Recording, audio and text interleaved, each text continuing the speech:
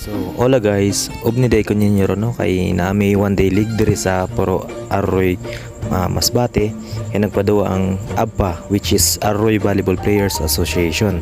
So during dapita nagjag-jag sa ta kay para ma-stretch ang atong lawas para iwas injury na siya niya. Shoutout dahil sa akong mga kauban no.